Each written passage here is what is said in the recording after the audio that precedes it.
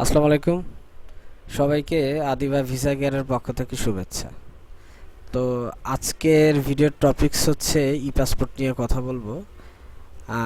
যাদের নামের একটি অংশ আর কি, আহ, একটি নামেরই অংশ হয়, যেমন হচ্ছে যেমন রহিম বা করিম। যাই হোক, নামের যদি একটি অংশ হয় তাহলে সেক্ষেত্রে আপনার পাসপোর্ট ফর্মটা কীভাবে ফিল আপ করবেন। তো চলুন শুরু করি।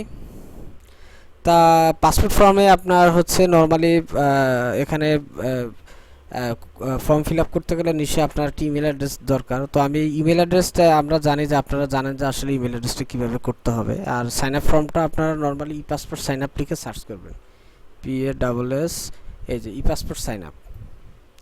তো এখানে ই পাসপোর্ট সাইন আপ, এই যে ই passport honour registration portal.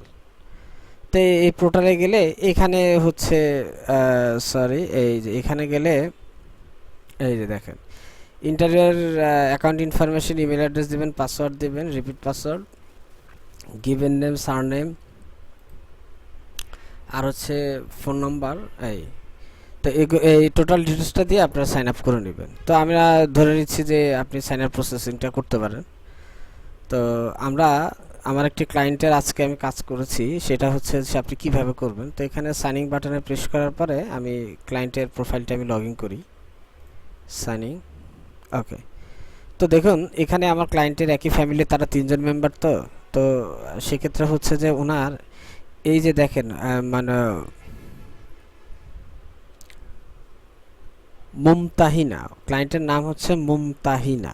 Mumtahina ওনার একটি নাম আর কি।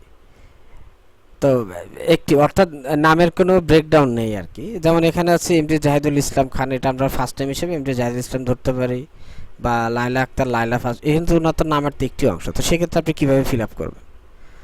তো সেক্ষেত্রে আপনি প্রথমে আপনি তো রেজিস্ট্রেশন প্রসেস শেষ করে apply for new E passport.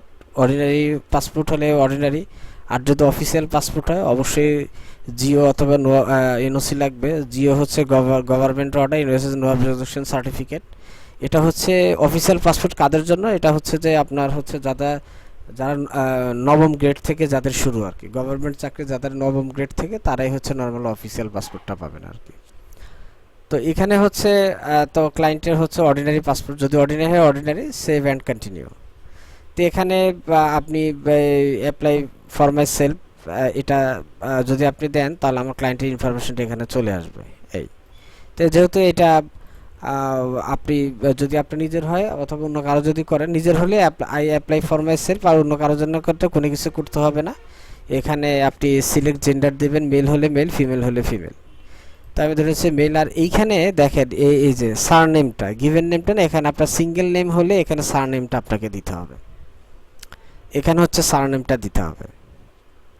এই যে, তো এখানে গিভেন নেমের প্রয়োজন না, জাস্ট সারনেমে আপনার ওই নামের যে একটি অংশ, যেমন রহিম, করিম, আর যেটাই হোক, আপনি জাস্ট এটা এখানে বসিয়ে দিয়ে অ্যাজ ইউজুয়াল যে ইনফরমেশনগুলি যা আসে এখানে থাকবে, তার প্রফেশন কি, হ্যাঁ, তার রিলিজন কি, তার ফোন নাম্বার, এগুলি সব বাংলাদেশ, তার district of birth, date of birth, এগুলো পর্যায়ক্রমে সমস্ত ইনফরমেশন দিয়ে আপনারা কন্টিনিউ করে যাবেন।